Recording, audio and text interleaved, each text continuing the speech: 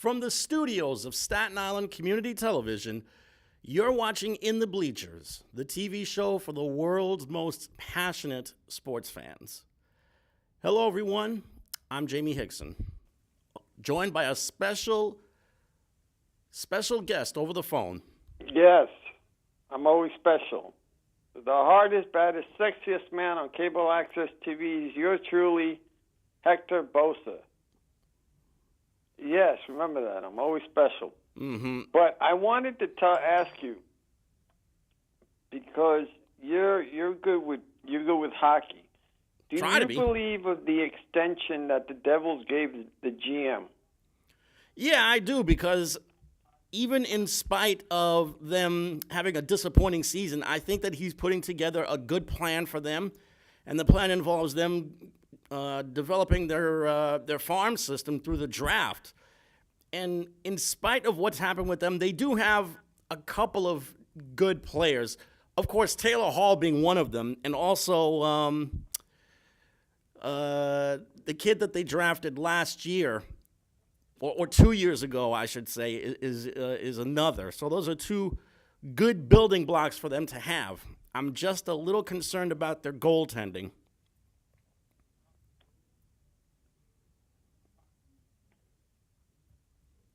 You still there, man? Yes, no, because I was just wondering, because I'm glad. Now, what did you think of the coach? I think he's getting an extension too.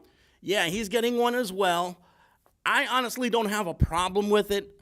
I mean, they're trying to establish some kind of stability on that franchise. When there was a time when they first developed here, after getting here from Colorado, where the stability just wasn't there. You only had that with Lou Lamoriello, who was able to survive almost a quarter century with the franchise. But now that they have this young GM and this young head coach, they want to be able to establish some kind of stability down the road. And Nico Hischier is the kid that I was thinking of.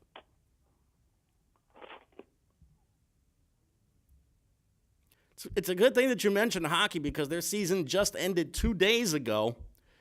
Yes. The Rangers wound up winning in overtime to at least have some kind of good vibes to end the season. What's that? They left on a good note.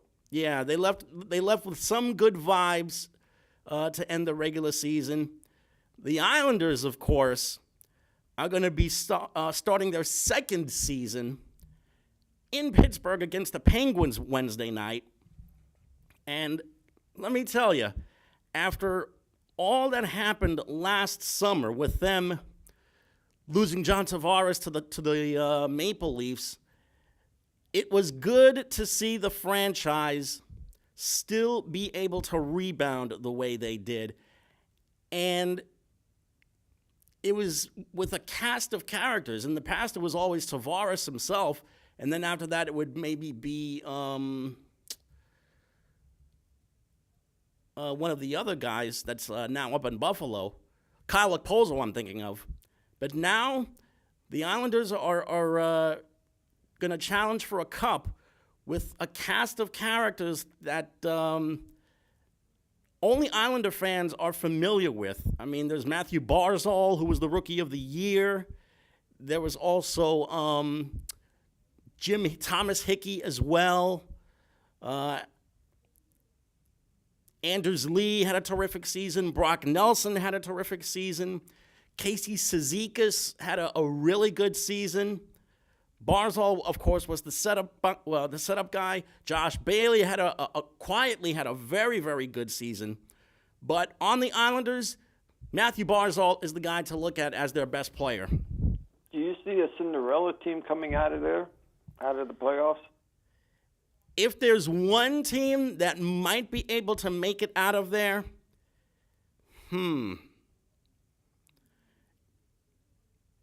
I want to say the Golden Knights, but everybody's going to be expecting them to go a little bit farther this year after their expansion season last year when they went all the way to the finals.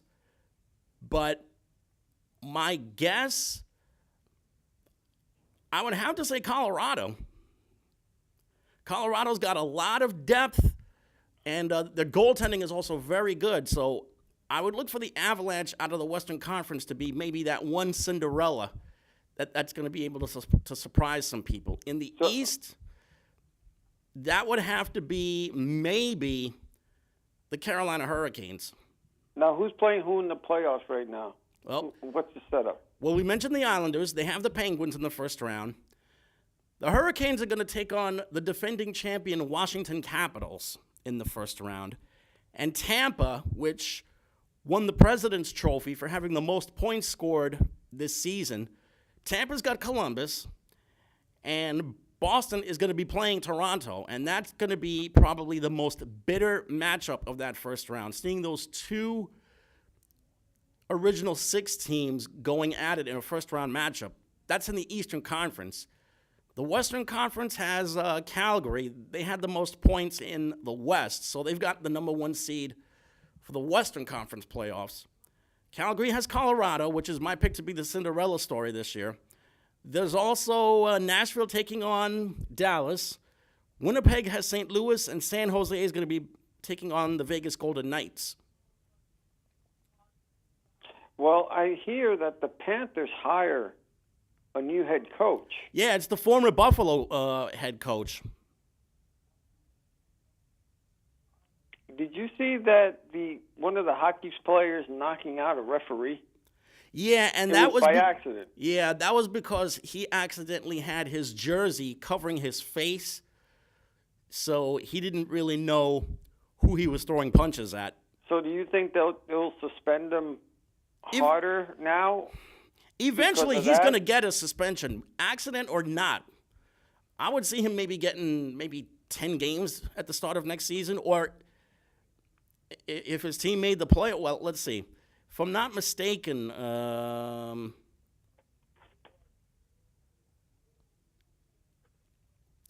it was one of the guys on the Florida Panthers that wound up. Right. Yeah. So he might serve his suspension. He's definitely getting fined, but if he does get suspended, it's going to be at the start of next year. But do you think that he'll get suspended because of hitting the ref, or will they review it and go, he didn't see that it was the ref? Maybe they'll be able to review it and make a determination. But if I had to guess, I think he's going to get suspended the start of next year. Oh, the Sabres are closing in on McMillan as head coach? Wow. Is that a good thing or a bad thing? Well, it could be a good thing. I mean, Buffalo, believe it or not, they've made some improvements over the last 4 years or so. So when you think about it, it actually could go for a good thing for them. And for the record, it's Todd McClellan. McClellan, yeah, I'm sorry. Todd McClellan was the one that emerged as a top candidate for the Sabres. I mean, he's got the pedigree. Right. J.T. Brown was arrested for suspicion of public intoxication. Oh, brother. You always got to have something like that in sports. Mm-hmm. Now, it's not like before where the sports writers and so forth used to keep it hush-hush. Yep. Now, since everybody's into media and they want to have their 15 minutes of fame, this is what happens. Yeah. So I'm looking at this, and who do you see in the last qualifying rounds? Who do you see making it to the finals? As far as who I like, Tampa. Who do you like, and who do you think is going to do it?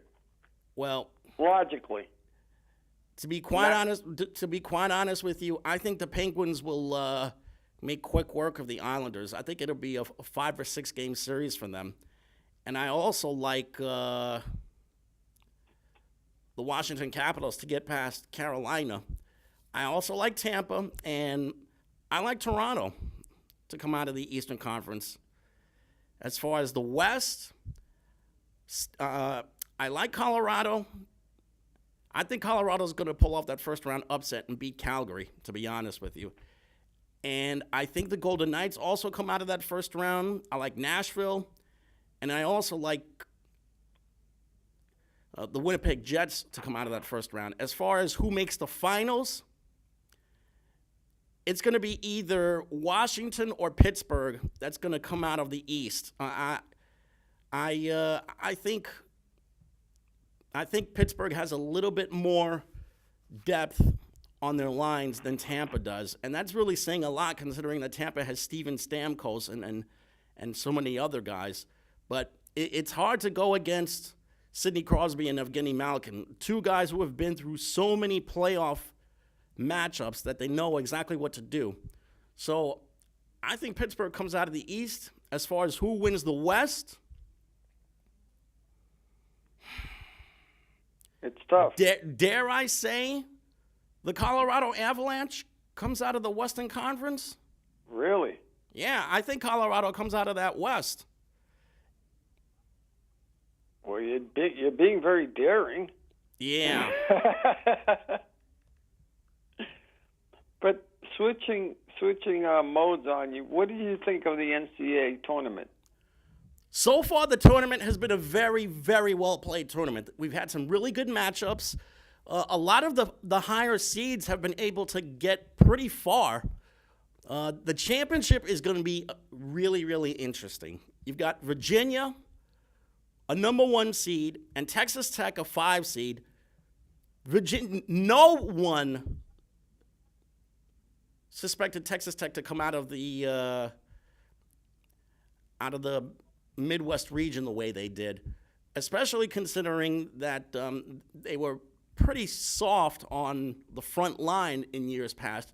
But now that they have the addition of the former St. John's player, Tariq Owens, who's been able to give them a lot of good defense and some shot blocking, I think Texas Tech is going to give Virginia a lot of trouble. And Virginia, of course, was embarrassed last season when they lost to that number 16 seed, which was Maryland-Baltimore County. And somehow the tournament committee saw it fit to give Virginia a number 1 seed for the second straight year. This time they got it right. Virginia was able to really bounce back from their first round game, and they just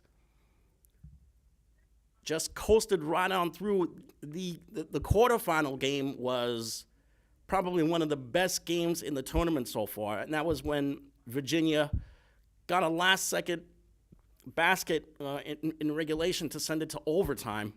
So the NCAA has surprised you with a Cinderella team. The only Cinderella team that I saw, the true Cinderella team that I saw in this year's tournament, was UC Irvine. UC Irvine really had a great game plan when they wound up beating Iowa State, but then Irvine ran into that buzzsaw in the second round, and their tournament was pretty much done. Now, do you think there's a Cinderella team now in the brackets, or the teams that are supposed to be there are there? I guess you could call Texas Tech a little bit of a Cinderella because nobody really expected them to get this far in the championship game. They would have probably seen them as a Sweet 16 club. And of course, them going up against North Carolina, everybody picked North Carolina to blow them out of the water, but it was Texas Tech that blew them out of the water. They blew them out of the water with terrific defense, with really good three-point shooting as well. And then the next thing we knew, they wound up doing away with their quarterfinal opponent, and then there was the Michigan State game where they really made a lot of big plays down the stretch to get to tonight. Now, how about the females? Because we don't really hear about the female basketball. I'm sure that the teams that are supposed to be there are there still. Actually, the team that was expected to win it all was the winner after all. It was Baylor. Baylor was supposed to win it. Wow. Yeah, Baylor won last night against Notre Dame in a really terrific contest between the two squads. It was actually a pretty comfortable lead for Baylor. I think that they led by as much as 13 points in the second half, but Notre Dame was able to make it really close. Next thing we knew, they wound up matching each other shot for shot. And unfortunately, it came down to a pair of free throws for Notre Dame to try and tie just to send it to overtime. And they butchered the first free throw, and the next thing we know, Baylor came away with the championship.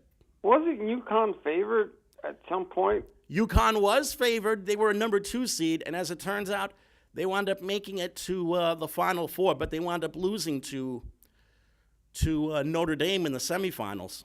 So is that an upset, you would say? Or Oh, no. Anytime you beat UConn in the semifinals, it's not a real upset because there are a lot of really good teams in the field that can match up pretty well with them. So, no, I would not call that an upset. Notre Who's Dame's got a better schedule, the women's or the men's schedule? You mean per team or overall? Overall. In the tournament or regular season? In the tournament. If I had to really match it up between the two, I would say the men slightly had a bit of an edge, slight edge with the tournament than the ladies did. Because it's basically matchups. I mean, when you think about it, you see all of the 116 and 215 matchups. They pretty much went according to plan for all of the higher seeds, except if you're Iowa State, of course. And another possible upset that you could probably name in that men's tournament was seeing Murray State win in the first round.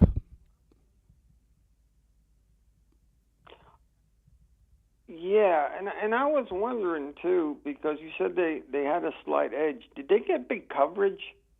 Did the women's basketball get big coverage? Yeah, ESPN was all over it. Good. They should be. The way I'm all over my women. Oh, yeah. Please. You don't have to beg. I'll give you one or two if you want to. That's okay. Moving right along. But I wanted to ask you another question, and that is going to the NBA. Now that there's only 2 games left in the season. And 2 days left in the season. It's 2 days, 2 days left in the season. The Knicks are top 5. Now, now they've got the worst record in the entire league. And then now, it's Phoenix. Now let's go by, if they don't get Zion Williamson and they're in the top 5, who do they get again? Who do the Knicks get as a number 1 pick?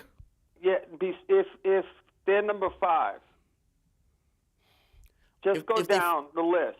If they don't get Zion Williamson first. If I'm not mistaken, the lowest they could fall down to would probably be number 3. Oh, okay. According to the rules. All right, so let's go by number 3 or number 5. Okay, for argument's sake, Williamson is out first. Yeah. Who? AJ Barrett is second. AJ Barrett, I would say would be a number 2 pick. Yeah. Okay, number 3. Probably Ja Morant from Murray State. Number 4. My guess would be Carson Edwards from Purdue. I mean, he had a really outstanding tournament. And number 5. If I had to guess, maybe Kobe White from North Carolina, who's a point guard. And let me ask you this. I don't know how well you follow these guys, but are there any European players that are coming out that you know of that are going to sneak in? That you know of? Let me see if I could check that out now. Because Luka Doncic, when he came, that was a surprise, but not a surprise. Because everybody knew he was coming out, but at the last minute. Let's see what we have here. If I had to guess, Sekou Doumbouya, who, if I'm not mistaken, was born and raised in France. He's playing in France right now. There's also Goga Bitadze, who's from the Republic of Georgia. And what positions? Well, Doumbouya is a 6'9" power forward, and Bitadze is a 6'11" center, both of whom are teenagers. And there's also Luka Samanic, who's from Croatia. He's 6'11" and a forward, another teenager. There's Davidas Servidas, who's from Lithuania. He's 6'8" and also a teenager and a shooting guard. Now, do you think that the Knicks will do something ridiculous as to try to get one of these guys, even though I'm not saying that these guys are bad, but do you think the Knicks would get one of these guys? It wouldn't surprise me if they did, to be honest with you, because the history is there. Or do you think that these guys have a chance to break the 1-5? Do they have a chance to break the 5 barrier or the top 10 list? I would probably see them as top 10 players. All of them or just one or two? Maybe one or two. And do you see the other ones as second round pick or like maybe, top 35? Maybe lower, maybe in the 11 to 20 range or the 21 to 30 range. But there will be European players that'll go in the second round, that's for sure. Yeah. Yeah, well, let's hope that the Knicks get the right ball and get Zion Williamson and they don't get AD. Well, that the lottery is going to be really important. Yeah. Because the Knicks have to go up against teams like the Suns and the Bulls and the Hawks and several other teams like the Mavericks or the Memphis Grizzlies, all of whom are going to be in that lottery. And one of whom might actually have some ping pong balls bounce their way, and they wind up coming away with that first overall pick. It's been done before. Yeah. But if I'm not mistaken, the Bulls came away with the first overall pick, and they wound up getting Derrick Rose in 2008. Yeah, but remember the great Patrick Ewing? When they got Patrick Ewing, everybody thought that was a fix. Oh, that is such a cop-out. It was never a fix. I mean, we saw the lottery. David Stern put all of those cards that were stuffed in envelopes in his hand, put it into a bowl, and started spinning the bowl around and started taking the cards out one by one. But wasn't that hard? The conspiracy theory is that Dave DeButcher knew ahead of time. Right. Because the way he reacted and so on. And I'm like, oh, wow, that's how you react when you get the number one pick. So, I mean, even though some people have certain demeanors, but, you know. He wanted to keep his enthusiasm within himself. That's how he reacted the way he did. Because I could see the Knicks going ballistic if they get Zion Williamson. I could see their fans going ballistic if they get Zion Williamson. I could see, they're not going to be booing him. They're not going to go, oh, boo, boo. They're not going. No. We're not going to have another Kristaps Porzingis episode. Come on now. I'll put it to you like this: they can't go wrong between 1 to 5. Yeah. Now, if they really wanted to get creative with that first overall pick, if they were to win the lottery, instead of trading for a veteran player, why don't they just trade down and fill a position of need? And let me tell you, that franchise has a lot of needs. Okay, how far down and what do they need? If they really wanted to go a little bit further down, I would suggest trading down to at least... You get the number one pick, and you go and say, okay, we don't want you. So you get the number one pick, and then you go and say, we don't want Zion Williamson. If by some chance they're not interested in him at all, and maybe they want to get that really hot point guard prospect like a John Morant, they would probably trade down to number 3. and then try to get more number one picks. Possibly. As far as what they need a point guard. They need a 3-and-D guy. They need defenders. They need a big guy who could command a double team. Well, They need bench help. They have a lot of weaknesses that they have to take care of. I tell you, somebody who surprised me so far playing point guard, and that's Henzo. Who's that? Henzo, what's his name? The Spanish dude. I'm probably saying his name wrong. Is it Henzo?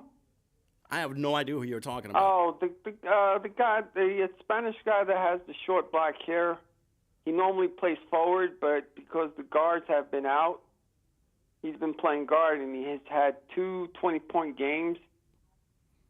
Not sure who you mean. Oh, wait a minute. Let me see. Let me see if I can get him, because everybody's been down on this kid, and I don't blame him.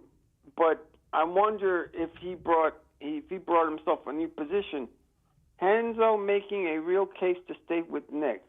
Hezo, Henzonia. You mean Mario Hezonja? Mario Henzonia probably found a new position playing point guard, because he's been doing a hell of a lot better playing point guard than he's been playing forward. If they feel like this guy can be their point guard of the future, then it really does show that they have no idea what they're talking about or what they're doing. But have you seen him play? Yeah, I've seen him play. He's had two good games. That's Or 2 3. good games. You can't Yes. base a future on 2 good games. You're absolutely right. Just like you can't base a college kid's future on 1 season of ball. Okay, wait a minute. Do you have the Knicks list for a minute? Do I have the list of what? The guys that are on the Knicks team? Yeah, I got it. Okay. Now let's start from top to bottom. Who's the first guy on your list? The first guy on the list, you mean they have him in alphabetical order. Okay, fine. Kadeem Allen. Kadeem Allen is a kid from Arizona who had a solid college career. Or do you get rid of? He had a solid college career. I mean, his numbers don't really pop out at you. 9 points a game, 45.6% shooting, 6'3", 200 pounds. Nice player. I mean, he was okay for them, but I think Okay, he's going to have problems trying to right? get his shot off against much taller guys, though. Do you get rid of him or do you keep him? I want to know who you're going to keep and who you're going to get rid of. I would probably consider him as a potential 6th man. Okay, so you keep him. Who's the second guy? Damian Dotson. Do you keep him or do you get rid of him?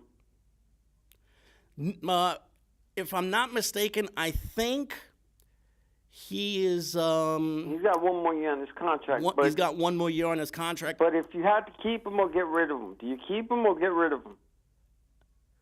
Overall, he's played well, and he's been reasonably well from 3-point range. I mean, he's not Steph Curry, but he's been okay from 3-point range. Right. I would give him another shot for next year. Okay, so Dotson and the other guy, so that's 2 potentials. Yeah. Who's the next one? Henry Ellenson, a guy who they basically signed off the scrap heap. So he's gone or you keep him? I wouldn't bring him back. Okay, so that's 1 you don't bring back. So it's 2 for 1 right now. Next. Another kid they brought off the scrap heap, Billy Garrett. I wouldn't bring him back either.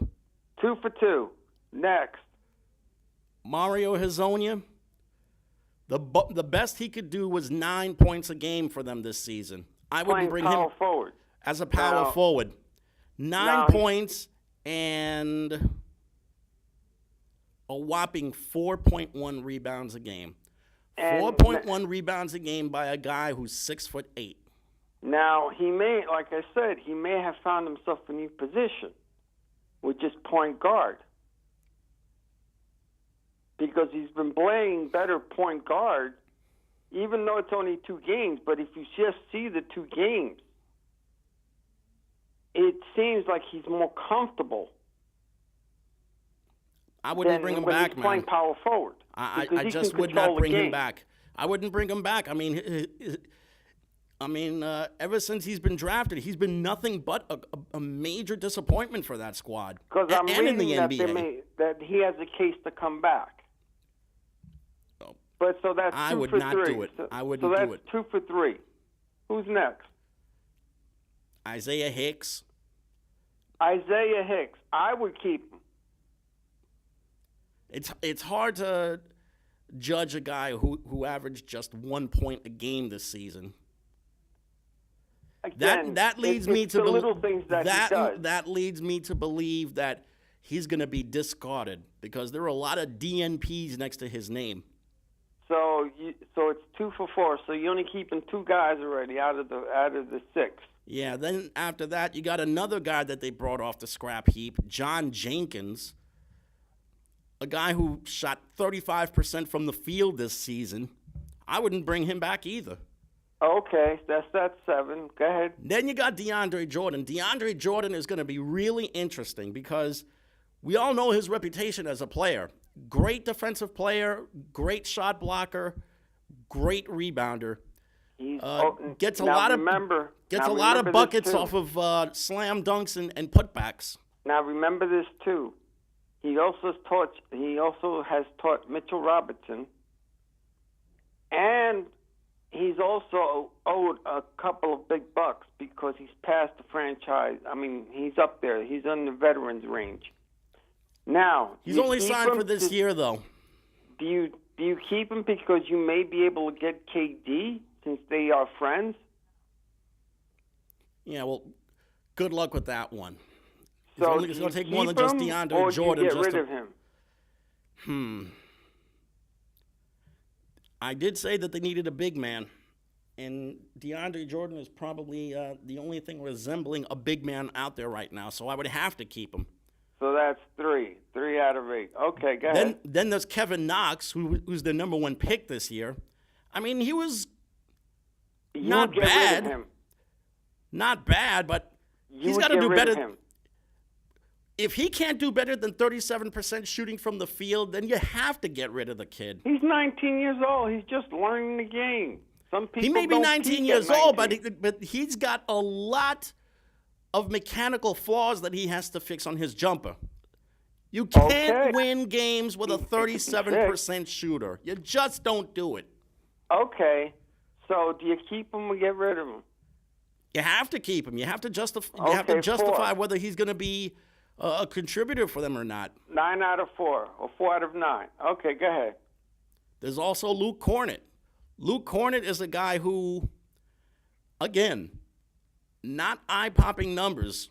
Does he do the small things? Almost 7 points a game. The small things too. Sometimes it's not about numbers and so forth. Sometimes it's about the little things that he does, like makes the guy try to, when he puts his arm up, the other guy has to throw the ball to the other guy so he won't shoot it.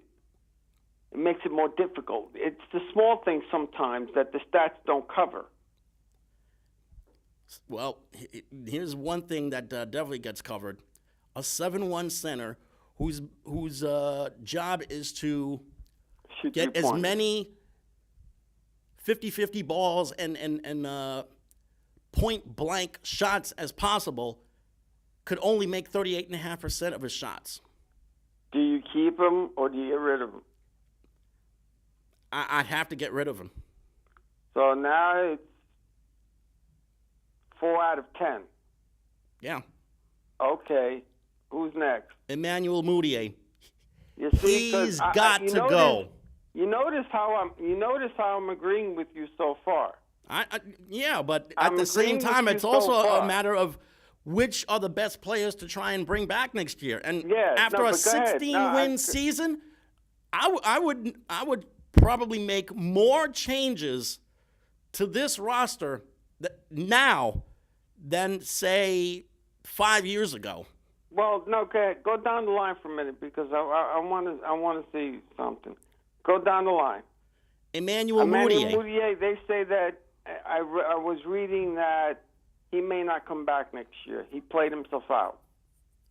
Yeah, if I'm the Knicks, I would steer far away from this kid. He could be a good sixth man. Well, in order to be a good sixth man, you'd have to be a good shooter, but he's just a 44% shooter. So the guys that you've picked so far that you wanted to stay, between Damian Dotson, Kevin Knox, DeAndre Jordan, and I forgot the last guy.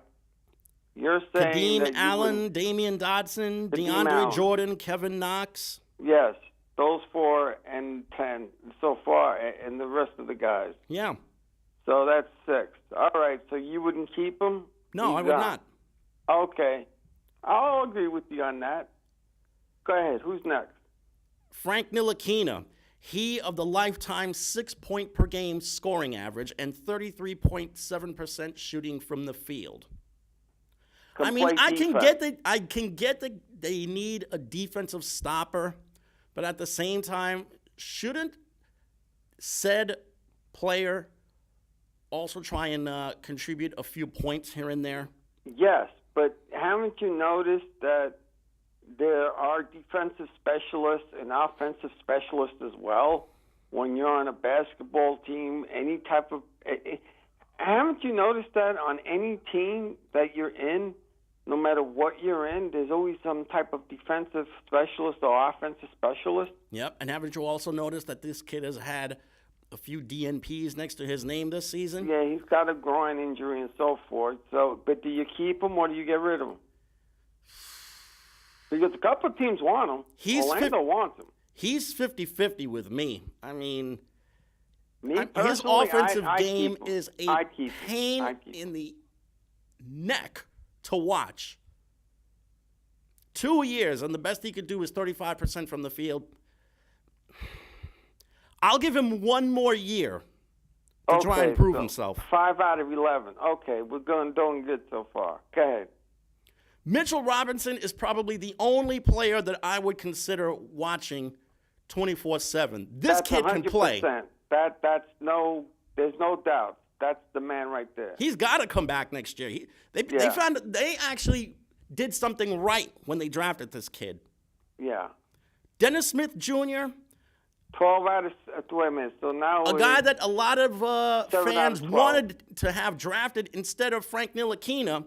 He winds up finally getting dealt here. So do you keep him? Yeah, I would keep him. All right. So we got 8 out of 13. All right, we got doing good. 8 out of 13.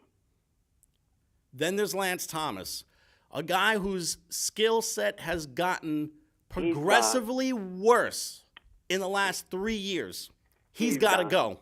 He's gone because of his contract. Just because of his contract alone, he's got to go.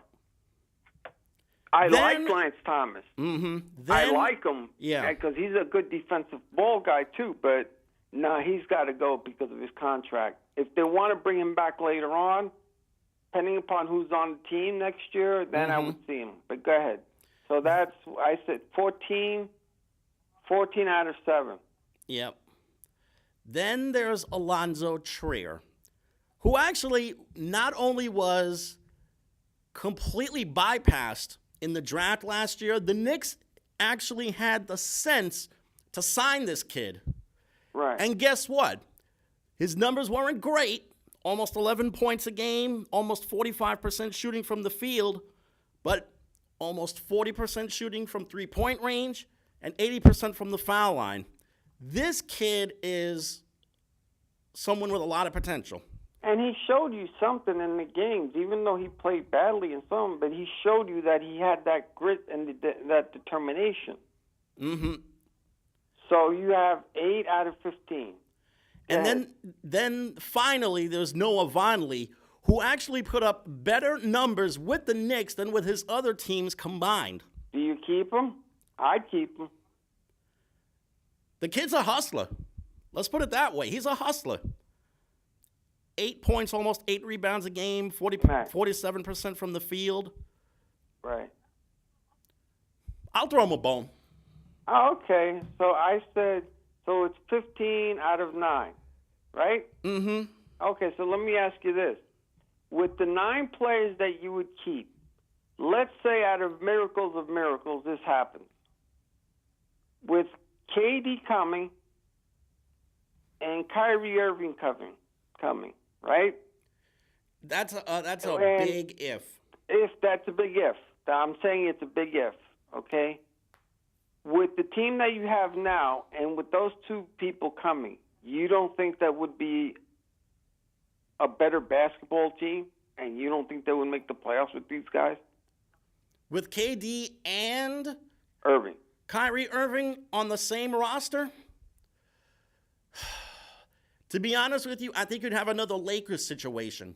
They'll win more games, but those 2 by themselves would probably have to do a ton of work in order to make them at least a 40 to 45 win team. But don't you trust your other ball players that you're keeping? If you're trusting them enough to be kept, then shouldn't you say, you know what, that would be a better team because I said this and I said that about this team? Well, so you have no it's faith in the interesting that you people ask that because is Kevin Durant really the guy who can lead a team by himself to that next level? I mean, we've seen what he's done with Oklahoma City. He didn't get along too well with Russell Westbrook. Now we see what he's doing over in Oakland with the Warriors. And he's practically been following Steph Curry and Klay Thompson's example. He's had major problems with Draymond Green, but other than that, he just does not strike me as someone who can be a take charge guy. Because there's some people that have on the to bench mature. and in the locker room. You have to remember, people have to mature. And he's 30-something now, 31 or something of that nature. So he has to mature. And he's had 12 years in the league. Don't you think that's enough maturity as it is? Just because you've been in the league for 12 years, that doesn't mean you're going to mature. You know, it all depends. It's like, why do women mature faster than men most of the time? Why does that happen? Nobody knows. There is an answer for that. I just don't have it. But my point is that, yes, there are some people that have that I am captain and I am general, I will take you to the war and win the war. I am General Patton. Okay? Yeah. Now, does he have what you said? Does he have that gift of going, you know what, I am the man and that's it? You know I who has know. that? LeBron. He did that with Cleveland, and he did that. He was careful to do that in Miami, though, because he had Dwayne Wade and Chris Bosh on the same roster. Exactly. But with Cleveland, he could get away with that. Now, the other question would be, okay, assuming that you keep the 9 guys that you wanted, and you bring in KD and Kyrie Irving, you don't think other players are going to want to play with these guys? Oh, they'll definitely want to play with those 2. Not sure if they want to play with the other 9 guys on the roster, but they'll definitely want to play with those 2. But it doesn't matter because you still have to play with the team. It is a team sport, but my point still goes and says, if you play as a team, depending upon who you get, because they got two max contracts. Yeah. Now, everybody's praying that they'll get Kevin Durant and Kyrie Irving, but that may not happen. I'd also like for them to get Klay Thompson and maybe Ben Simmons and maybe Joel Embiid and maybe Chris Paul or James Harden or Donovan want a Mitchell. super But team. then again, yeah, I practically you want a team that can fantasy beat the team. Harlem Globetrotters. I want a fantasy team on the Knicks right now. But Yeah. that will never happen. These guys have to be smart. But truthfully, if KD were to come and Kyrie Irving were to come, If they did decide to sign with the Knicks and make New York their home, the team will be better. the team will be better and players would want to play for the New York Knicks. Now let's There will see. be guys that will definitely want to work with them. That's for sure. And the thing is, which people would want to work for the Knicks? Which team would want to play for the New York Knicks, even though you have Kevin Durant and so forth? Because remember, not everybody. Kyrie's a Jersey kid. He already made it loud and clear that he wanted to play in the New York area. Look at LeBron. Mm-hmm. LeBron was co-host there because he wants to do Space Jams too. But the only reason why he's in LA in the first place is because, one, he has a house there, and two, his movie production company is there. Exactly, and he's doing Space Jams too. Yeah, he's going to be doing the second Space Jam. What I'm getting at is here's a man that has done everything. Do you think, with his name and weight, do you think that'll bring enough players to come play with me? And I'll make sure you win a championship, even though they're in the West. I'm sure that there are quite a few superstars that would love to work with LeBron and try to build a championship team on the Lakers. So you're saying that they would be better off with the Lakers with LeBron than with KD and Kyrie Irving on the Knicks? I would think so, because the championship pedigree is on the Lakers. I mean, they've won 15 titles in their history, and you can't go wrong with Magic Johnson as the guy running things. Magic's got 5 by himself. Was he a good coach or a terrible coach? What's that?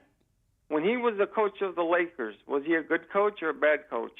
He wasn't terrible. He just didn't have the personnel to try and run things like he had in years past. I mean, he had guys like Nick Van Exel and so many others that were just a ragtag group of guys. Also, Eldon Campbell, too. Right.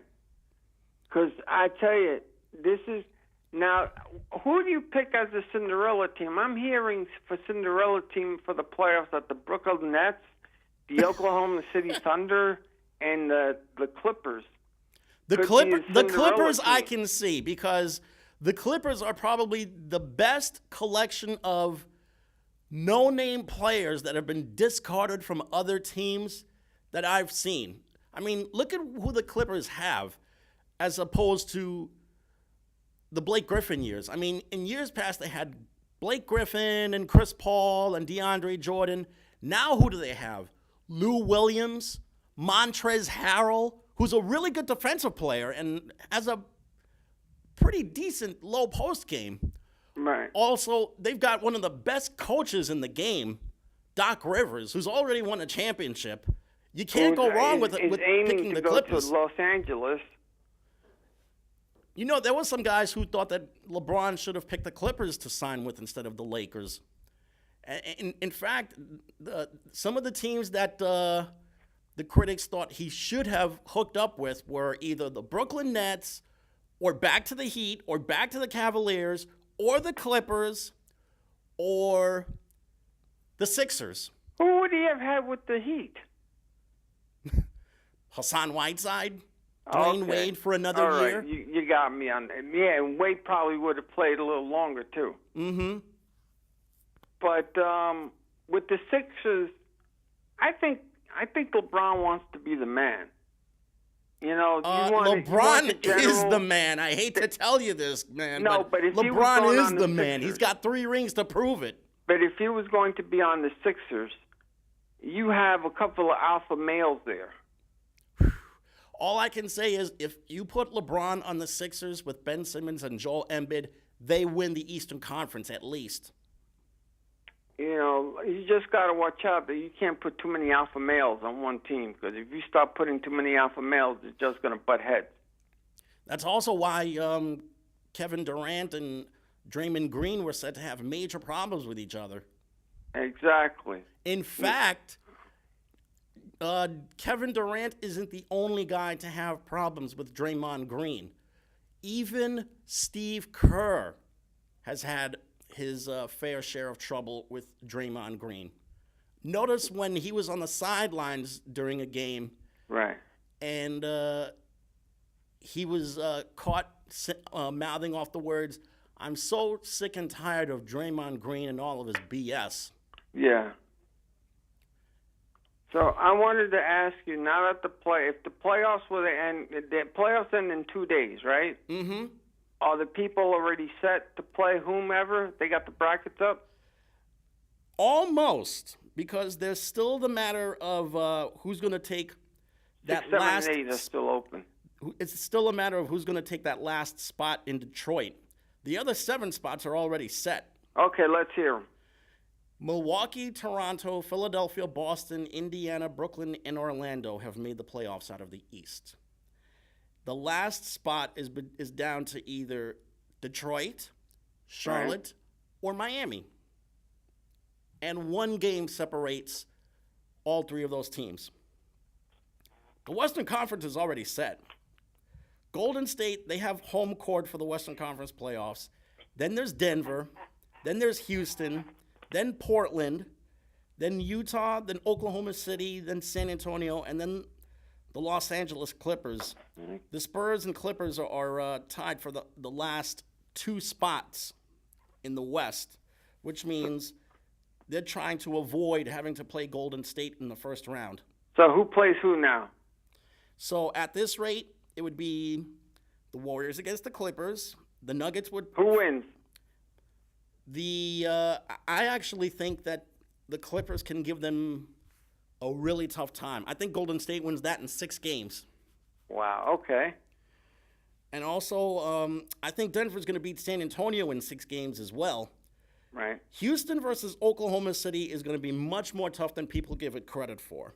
Because whereas Houston has James Harden and Chris Paul and Clint Capella, who's a really good all-around player, Right. Oklahoma City still has Russell Westbrook, who's averaged a triple-double this season, Paul George, who's a dynamic player, Steven Adams, who's a good defensive center, Right.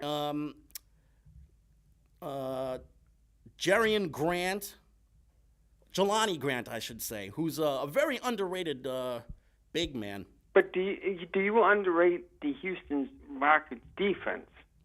That's the thing, because they're always known for not playing the greatest defense on the D'Antoni. Yes, but Oklahoma City is better defensively in the middle and on the front line. So you pick Oklahoma City over the Rockets because they play better defense, or who wins, offense or defense in this game?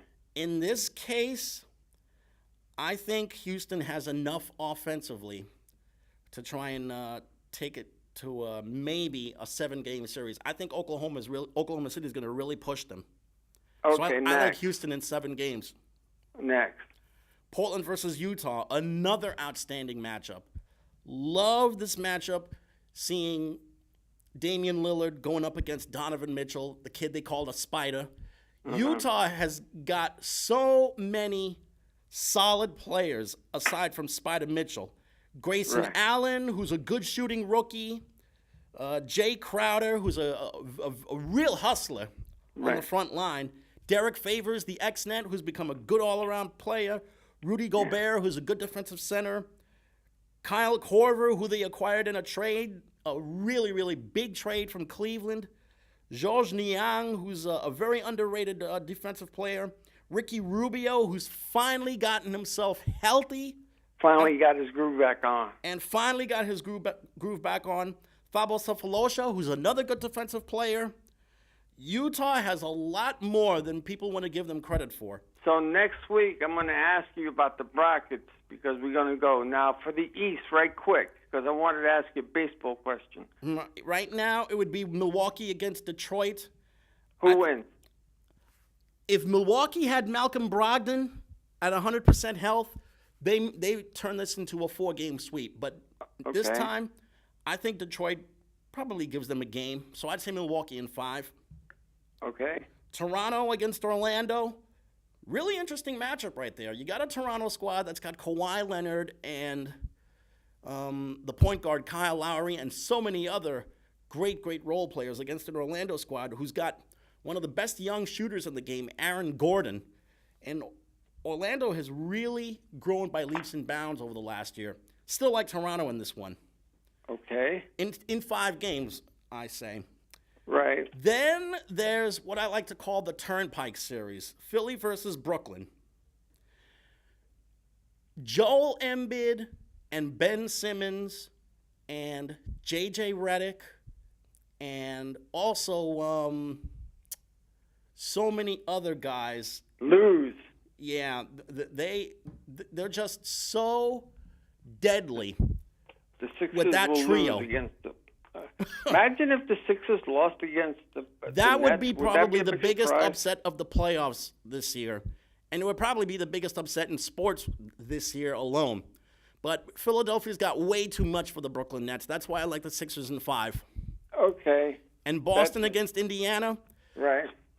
If the Pacers had a healthy Victor Oladipo, they win this series. But this time, I say Boston beats them in a hard-fought, very hard-fought 6-game series. I wanted to ask you 2 quick questions on something. Mm-hmm. And that is the Jets uniform. They stink.